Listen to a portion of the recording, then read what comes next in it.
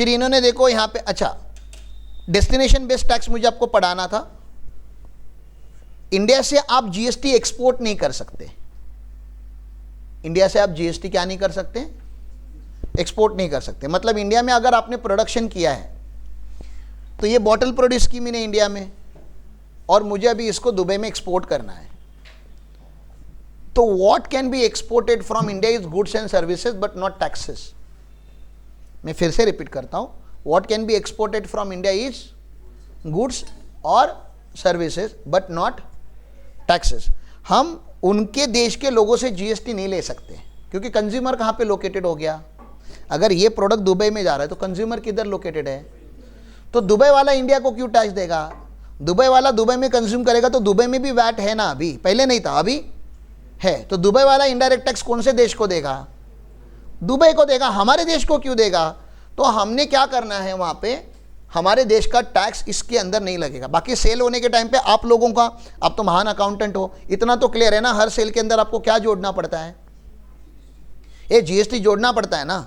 तो मुंबई के मुंबई में सेल किया तो जीएसटी लगेगा, मुंबई से गुजरात में सेल किया तो, मुंबई से दिल्ली में सेल किया तो लगेगा जीएसटी, लेकिन मुंबई से दुबई सेल किया तो, ये बोलो कॉन्फिडेंटली, जीएसटी सेल तो सेल ही है ना, प्रोडक्शन इधर, जीएसटी लगेगा क्या, नहीं, क्यों नहीं लगेगा, क्योंकि एक्सपोर्ट हो रहा है, क्या हो रहा है, और एक्सपोर्ट के ऊपर हमें जीएसटी नहीं लगाना है, क्योंकि अगर जीएसटी लगा देंगे तो हमारा टैक्स एक्सपोर्ट हो जाएगा उस देश में, और वो देश हमें टैक्स देना नहीं चाहता, क्योंकि GST is the consumption based tax, destination based tax. Destination किधर है अभी, गुड्स एंड सर्विस का, आउटसाइड इंडिया, और आउटसाइड इंडिया तो आपकी टैक्सेबल टेरिटरी नहीं, टेरिटरी समझता है ना, हद,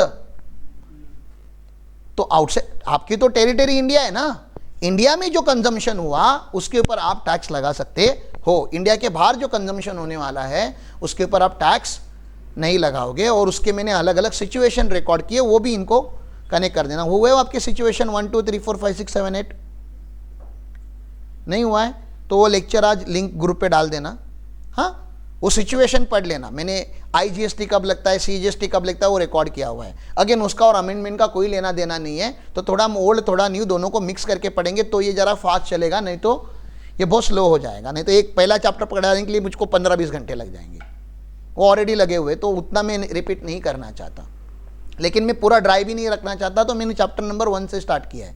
अब चैप्टर नंबर 1 का 1A 1B 1C वो ऑलरेडी जो रिकॉर्डेड लेक्चर्स है उसको हम लिंक करके देंगे आपको, ठीक है ना, वो भी देख लेना आपको। हाँ, देखना है तभी कभी देखना है, अगर आपको नहीं पता है तो देखना है, पता है तो क्यों देखोगे। आपको अगर ये क्लैरिटी है कब सीजीएसटी लगेगा, कब आईजीएसटी लगेगा, इंपोर्ट एक्सपोर्ट समझ में आता है तो देखने की कोई ज़रूरत नहीं है। तो एक्सपोर्ट का मैंने क्या बोला, एक्सपोर्ट के ऊपर आपको जीएसटी नहीं लगाना है, ठीक है ना। उसका एक ये होता है, बॉन्ड लेना पड़ता है आपको, हाँ, एलयूटी बॉन्ड होता है ना, वो बॉन्ड लेना पड़ता है, वो बात करेंगे। प्रोसीजर है, ऐसे नहीं कि नहीं लग सकता, ऐसे आपको प्रूफ रखने पड़ते हैं कि वो सच में एक्सपोर्ट हुआ है करके, तो प्रूफ होगा बहुत कुछ। अभी इंपोर्ट एक्सपोर्ट होगा तो उसके प्रूफ नहीं होंगे क्या, इंडिया के इंडिया में सेल होगा तो मैं एक बार मान सकता है कि उसका प्रूफ नहीं होगा, इंपोर्ट एक्सपोर्ट का तो सेल होगा ना, राइट। अब इंपोर्ट का सोचो, दुबई से कोई आइटम इधर आने वाला है तो दुबई के लिए तो एक्सपोर्ट हो गया ना, तो दुबई टैक्स लगाएगा क्या, दुबई से जो प्रोडक्ट इंडिया में आएगा, जैसे इंडिया से बाहर प्रोडक्ट जाता है इंडिया टैक्स, तो वैसे बाहर की कंट्रीज भी करती रहेंगी ना। वो लोग जब हमें एक्सपोर्ट, चाइना हमें जब एक्सपोर्ट करता होगा तो चाइना एक्सपोर्ट ड्यूटी नहीं लगाता होगा, तभी तो इंटरनेशनल मार्केट में प्रोडक्ट सस्ता होगा ना। टैक्स लगाने से क्या होता है, इंटरनेशनल मार्केट में प्रोडक्ट महंगा हो जाता है। आपका प्रोडक्ट महंगा होगा तो आपको बायर मिलेगा कि इंटरनेशनल मार्केट में नहीं। तो ये लोग हमेशा, हर देश क्या चाहता है कि एक्सपोर्ट करने, हर देश क्या चाहता है कि मेरा एक्सपोर्ट बढ़े। क्यों, एक्सपोर्ट बढ़ने से उसके देश में फॉरेन करेंसी आएगा, मतलब हमारा देश खाली हमारे देश के कंज्यूमर के लिए प्रोडक्ट बनाएगा तो एक दिन हमारे देश का कंजम्पशन सेटिस्फाइड हो जाएगा और फिर फैक्ट्री बंद करनी पड़ेगी।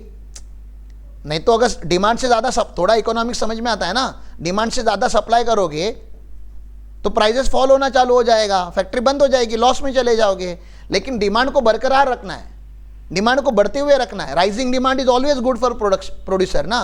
तो इंडिया में तो डिमांड खत्म हो जाएगी एक ना एक दिन, तो बाहर के देश का तो डिमांड हमारे देश में आ सकता है। We can have the demand out from outside India ना। तो every nation wants more and more demand, more and more sale, more and more currency. That's the reason every country keeps export free. Export free मतलब export tax free, okay, India भी करता है, वैसे foreign के लोग भी करते होंगे। तो आप चाहते हो कि इंडिया में ऐसे कुछ गुड्स आए, तो ये 2 बॉटल अभी मैं अपने हाथ में ले रहा हूँ, ये इंडिया की है। इंडिया में इसके ऊपर टैक्स लगे रहेंगे क्या? वैट वगैरह जीएसटी जो भी है लगा होगा, जीएसटी लग गया।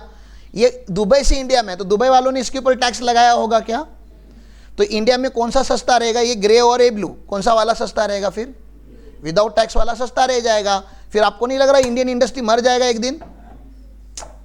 क्यों मर जाएगा? क्योंकि हम प्राइस के साथ, हम क्वालिटी के ऊपर फाइट कर सकते हैं, हम ड्यूरेबिलिटी के ऊपर फाइट कर सकते हैं। हम टैक्सेशन सिस्टम से कैसे फाइट करें? ये विदाउट टैक्स है विद टैक्स। तो इंडियन मार्केट में 2 प्रोडक्ट नहीं हो सकते जिसके एक के ऊपर टैक्स लगा हुआ है और एक के ऊपर टैक्स नहीं लगा, ऐसा नहीं हो सकता।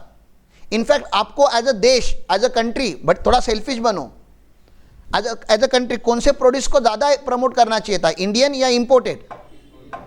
एक कौन से को इंडिया में ज़्यादा, अरे कैसे देशद्रोही लोग हो, अरे किसको ज़्यादा प्रमोट करोगे रे बाबा? इंडिया को प्रमोट करोगे ना। मैं आपको पूछ रहा हूँ विच, तो प्रमोट करना मतलब क्या? Which consumption you will have, will you buy something which is made in India और made in China? Made in India ना रे नालायक लोग, वो अलग बात है, तो मेड इन चाइना ही लोगे मार्केट में जाने के बाद, लेकिन बोलने के टाइम पे तो कम से कम मेड इन इंडिया बोलो ना। तो मेरे को तो थोड़ा कॉन्फिडेंस आएगा कि मैं जो थोड़े अपने देश के लोग हैं उनको पढ़ा रहा हूं। बाकी चाइनीज वगैरह अफ्रीकन वगैरह है वो अलग बात है। तो भैया ये जो प्रोड्यूस हमने इंडिया में बनाया है उसको प्रमोट करना पड़ेगा, और ये जो बाहर से आया है उसको टैक्स करना पड़ेगा। सर हमने क्यों टैक्स करना है? वो तो उसका देश उसके देश ने नहीं किया करके हमको टैक्स करना पड़ता है। तो पहला ड्यूटी जो इसके ऊपर लगाएंगे वो इंपोर्ट ड्यूटी होगा, कि हमारे देश का नहीं है, चल पहले इंपोर्ट होने के टाइम पे हमको एक कस्टम ड्यूटी दे दे। तो कस्टम्स करके एक एक्ट है, हम पहले इसके ऊपर क्या लगाएंगे? कस्टम ड्यूटी, इंपोर्ट ड्यूटी लगाएंगे। और उसको फिर पूछेंगे तेरे देश में इनडायरेक्ट टैक्स लगाया था क्या? इसके इधर जब भेजना था इधर, तो तेरे देश का कोई वैट वगैरह या जीएसटी इसके ऊपर लगा होगा क्या? 99% या 100% ही क्या है आंसर? नो, क्योंकि indirect tax destination based tax होते हैं, वो लोग नहीं लगाएंगे। तो बोलेंगे हमारे देश में कोई भी प्रोड्यूस बनता है ना उसके ऊपर 18% जीएसटी भरना पड़ता है साहब। तो कस्टम ड्यूटी तो आपने इसलिए भरा क्योंकि आप हमारे देश के नहीं हो, और क्योंकि आप हमारे देश में बेचना चाहते हो। हमारे देश में जितना उस प्रोडक्ट के ऊपर टैक्स लगता है उतना तो लगेगा ही ना आपके ऊपर। तो 2 टैक्स लगते हैं इंपोर्टेड आइटम के ऊपर, एक तो कस्टम ड्यूटी भी लगता है और एक आईजीएसटी भी लगता है। यहां तक समझ में आ रहा है आपको? हाँ, कस्टम ड्यूटी का आपको क्रेडिट नहीं मिलता, जो कस्टम में आईजीएसटी भरते उसका क्रेडिट आपको मिलता है, क्योंकि इंडिया में क्रेडिट तो सबको ही मिलता है ना। अरे इंडियन मैन्युफैक्चरर, इंडियन ट्रेडर को भी तो क्रेडिट, इंडिया में जो टैक्स भरा है उसका क्रेडिट इंडिया में मिलेगा। ओके, तो कस्टम्स में जो आईजीएसटी भरा जाता है उसका भी क्रेडिट हमें मिलता है। ओके, और एक्सपोर्ट के ऊपर हम टैक्स नहीं लगाते, उसको हम लॉ में जीरो रेटेड सप्लाई बोलेंगे। कौन सा सप्लाई बोलेंगे? Zero rated supply. R1 में अलग से उसका कॉलम होता है, एग्जम्प्टेड सप्लाई में नहीं डालने का, and there is nothing called exported supply. तो there is a supply called zero rated supply, जो सबसे अच्छा सप्लाई होता है। क्यों सबसे अच्छा सप्लाई होता है? क्योंकि उसके आउटपुट के ऊपर टैक्स नहीं है, पहली तो वो बात, और उसके लिए गवर्नमेंट क्रेडिट देता है। मतलब एक तो आउटपुट के ऊपर टैक्स नहीं और इनपुट का क्रेडिट अवेलेबल है। गवर्नमेंट का नॉर्मल लॉ क्या है? अगर आउटपुट अगर एग्जम्प्ट है तो इनपुट का आपको क्रेडिट नहीं मिलेगा, आउटपुट टैक्सेबल है तो ही आपको इनपुट का क्रेडिट मिलता है। इसका एक लौता एक्सेप्शन है, जीरो रेटेड सप्लाई। आउटपुट के ऊपर टैक्स नहीं है फिर भी इनपुट का क्रेडिट मिलता है और गवर्नमेंट आपको रिफंड देता है। जीएसटी रिफंड का जो कॉन्सेप्ट है वो एक्सपोर्टर के लिए ज़्यादा लॉजिकल है, ज़्यादा सेंसेबल है। There is inverted supply also, उसकी भी हम बात करेंगे, जो टेक्सटाइल इंडस्ट्री में होता है। टेक्सटाइल इंडस्ट्री में आप इनपुट 18% का लेते हो, 12% का लेते हो और आउटपुट आपका 5% का होता है। तो there is inverted supply. Inverted supply मतलब आपका इनपुट का रेट हमेशा ज़्यादा रहता है और आउटपुट का रेट कम रहता है, that is known as inverted supply. ये समझ में आ रहा है आपको मैंने क्या बोला? तो उसका भी रिफंड मिलता है, लेकिन उसके केसेस बहुत कम है हमारे देश में। ज़्यादा रिफंड के केसेस किसके लिए होते हैं? लॉजिकल, एक्सपोर्टर के लिए, क्योंकि उसके आउटपुट के ऊपर टैक्स नहीं है और उसको इनपुट का क्रेडिट गवर्नमेंट ने दिया। तो there is a chapter called GST refund जिसमें हम ये बातें करेंगे।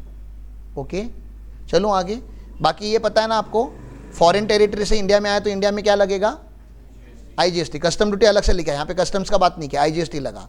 अब इंडिया की India with in the state जाएगा तो क्या लगेगा? सीजीएसटी। एंड एक स्टेट से दूसरे स्टेट में जाएगा तो क्या लगेगा? IGST, अब उस स्टेट का उस स्टेट में सप्लाई हो रहा है तो CGST प्लस उस स्टेट का HGST, उस स्टेट का HGST मतलब समझ रहे हो ना, ये महाराष्ट्र का HGST और गुजरात का HGST है। स्टेट HGST सेम नहीं होता, हर स्टेट वाइज चेंज होता है, इसलिए GST का रजिस्ट्रेशन हर स्टेट में लेना पड़ेगा। आपका दुकान यहाँ पे भी, आपका दुकान यहाँ पे भी, आपको 2 रजिस्ट्रेशन लेने पड़ेंगे। ओके, नेशनल लेवल पे रजिस्ट्रेशन नहीं है GST का रजिस्ट्रेशन स्टेट लेवल पे। इनफैक्ट आपको अगर बहुत आसान भाषा में समझना है तो मान लो हर स्टेट अपना एक देश है, हर स्टेट एक क्या है, देश है, तो उस देश में तो रजिस्ट्रेशन, तो अगर आपको उस देश में बिजनेस अगर करना है तो अभी PN राज जो हमारे CFM है 4 स्टेट में, तो कितने रजिस्ट्रेशन लेने पड़े होंगे, 4 रजिस्ट्रेशन लेने पड़े होंगे। कुछ नहीं कर सकते आपको, अगर उस देश में बिजनेस बिलिंग करना है, बिजनेस करना है, तो नाम के लिए ब्रांच ओपन करके रखा है तो अलग बात है। मैं बता रहा हूँ जहाँ से बिलिंग होना है, जहाँ से बिल इशू होना है जिस स्टेट से, ठीक है ना, प्लेस ऑफ सप्लाई जहाँ पे इस्टेब्लिश करना चाहते हो आप, वहाँ पे आपको क्या करना पड़ेगा, रजिस्ट्रेशन लेना ही पड़ेगा। अब यहाँ से माल कहाँ पे गया, यूनियन टेरिटरी में, स्टेट से माल यूटी में गया, स्टेट से माल यूटी में गया, तो क्या करेंगे, IGST लगाएंगे ना रे। देखो state to state, state to UT, UT to state, UT to UT, इसमें क्या लगने वाला है, country to outside India, outside India to India, आपको IGST का ही सोचना है।